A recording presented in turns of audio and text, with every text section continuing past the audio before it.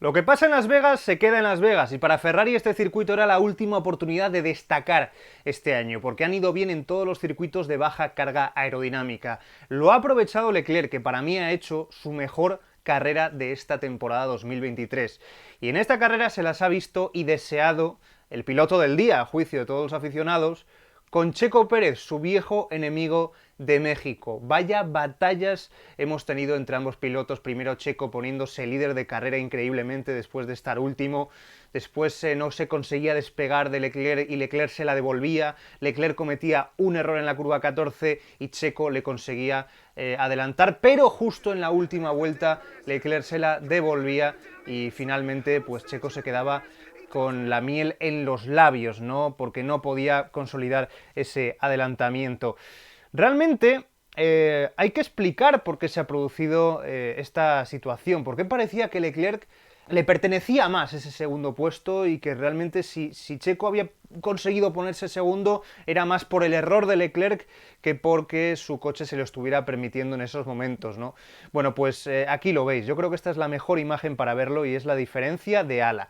Una ala trasera de Ferrari que sin duda está claro que, bueno, pues es mucho más finita, es mucho más apropiada para este circuito que el ala mucho más cargada de Checo Pérez. Tenemos que decir que Ferrari tiene un pack aerodinámico adaptado a este tipo de pistas. Este año han ido muy rápido en Bakú, primer podio de Leclerc, en Monza, primer podio de Carlos Sainz, y aquí pues ya intuíamos que iban a ser los grandes rivales de Ferrari, el equipo favorito, ¿no? Para hacer cosas importantes.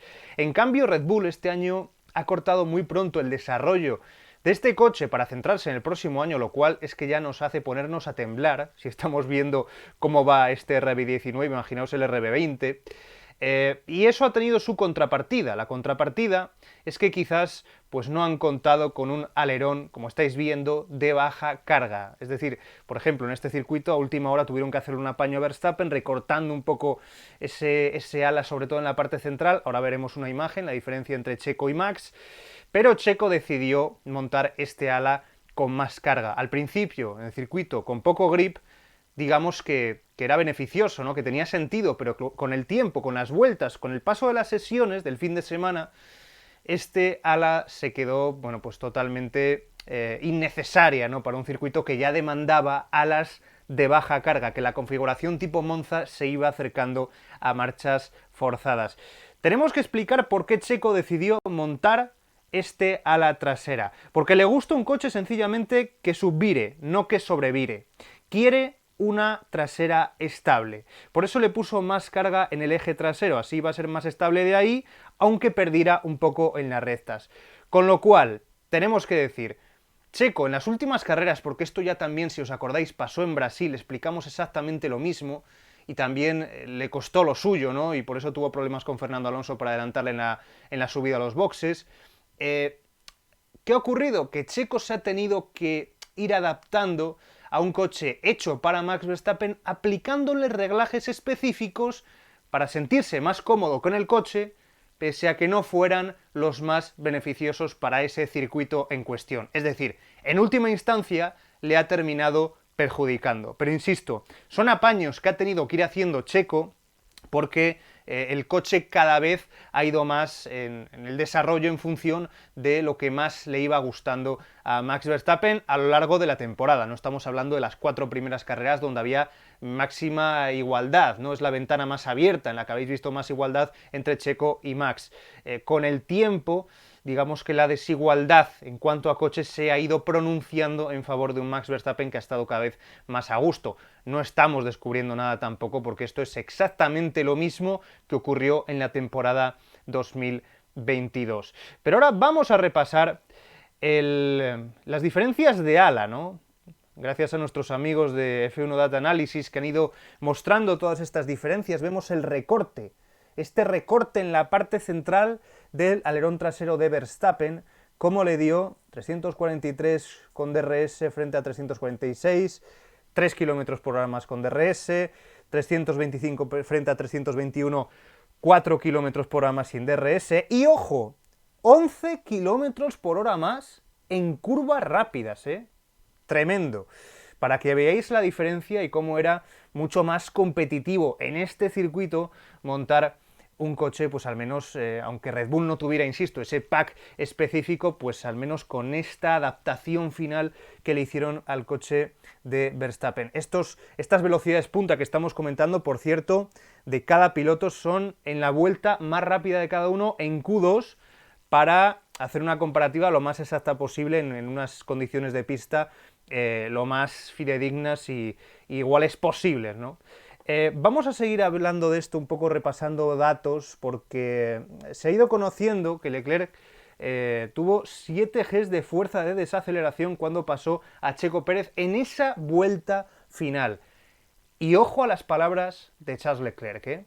Tenía en cuenta que Checo había cometido un pequeño error 4 o 5 vueltas antes. Sabía que estaba siendo un poco prudente justo en esa frenada.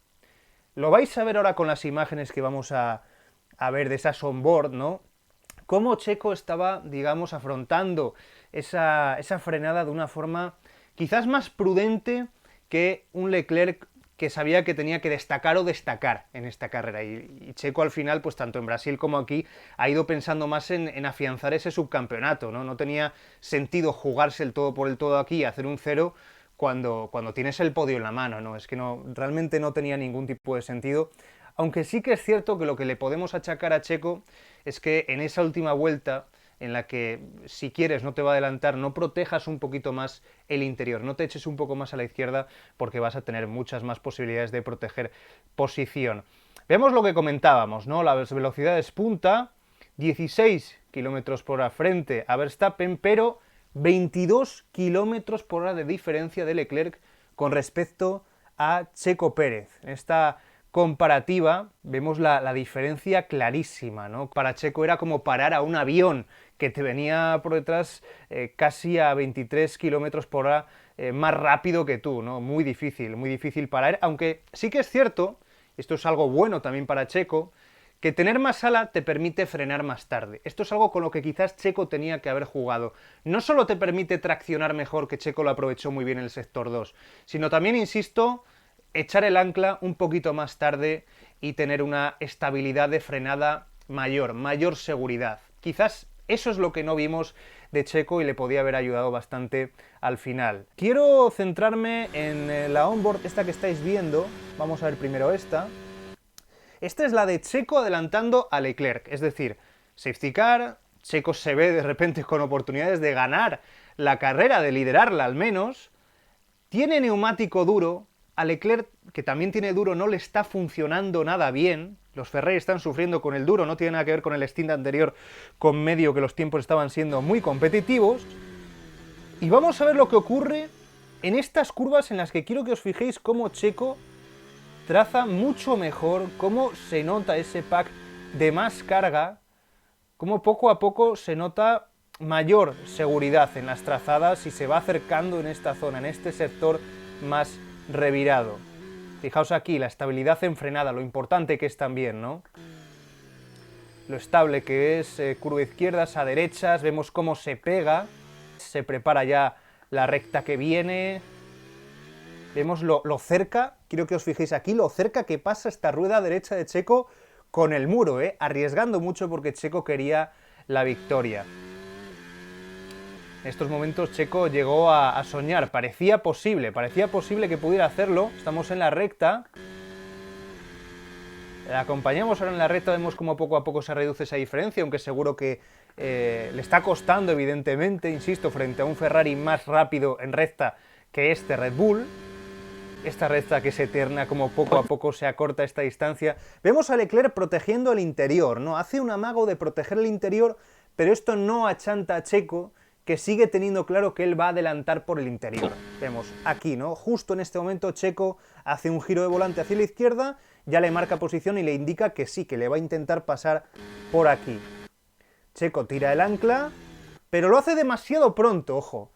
Checo tira el ancla demasiado pronto, le tiene el interior ganado y por eso Checo ya da por hecho que va a conseguir ganar esta posición, pero Leclerc, de forma un poco desafiante, y esto es importante porque quiero que entendáis psicológicamente cómo funcionó la mente de estos dos pilotos en este momento, frena muchísimo más tarde. La posición la tiene perdida Leclerc, esto no le sirve absolutamente para nada, más que incluso para perder tracción en la siguiente curva.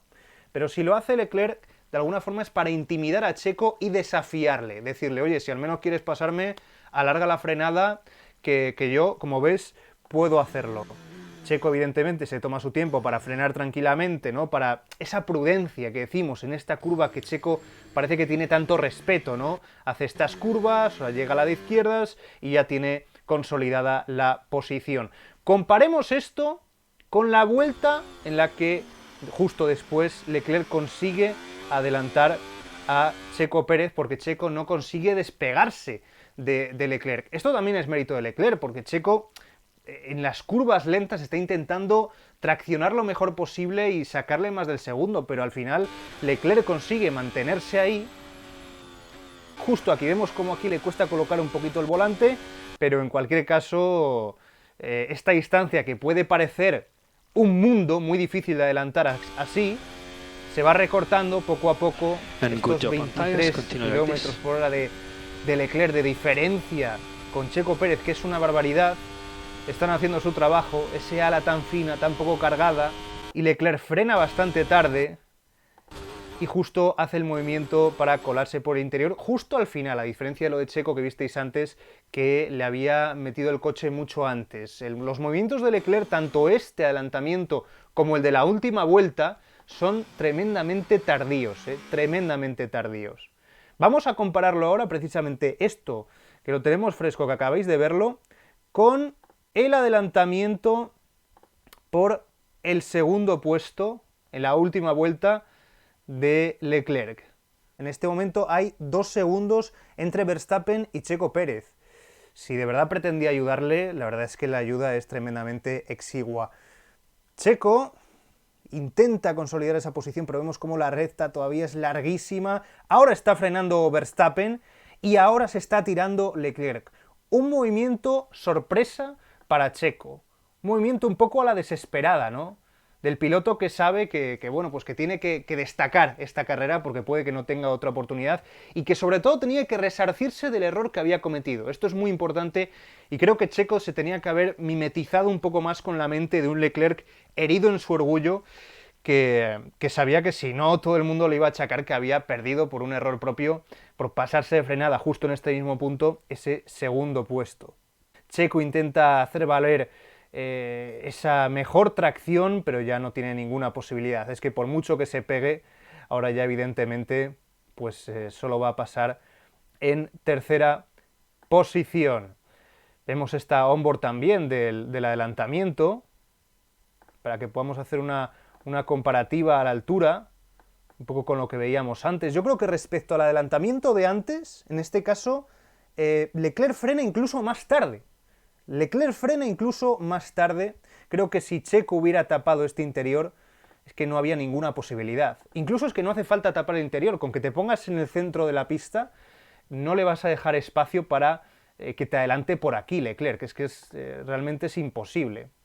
Creo que aquí lo vais a poder apreciar mejor. Checo Leclerc, ahora le mete el coche, mirad el espacio que había, Como Checo intenta ir por la trazada buena, pero le deja todo este espacio que es una alfombra roja para Leclerc.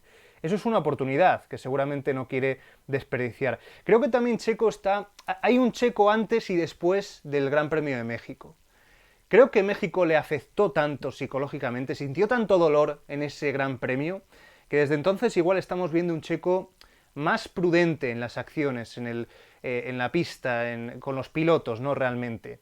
Que no se la quiere jugar tanto y que pone todo más en una balanza, ¿no? Un Checo más mental que visceral. Mi duda es, y ya para terminar quiero plantear esta reflexión, ¿creéis que Checo, con una configuración tipo la de Max, habría conseguido parar, que eso es al final la clave de todo esto como hemos repasado, habría conseguido parar a Leclerc? ¿Qué opináis vosotros?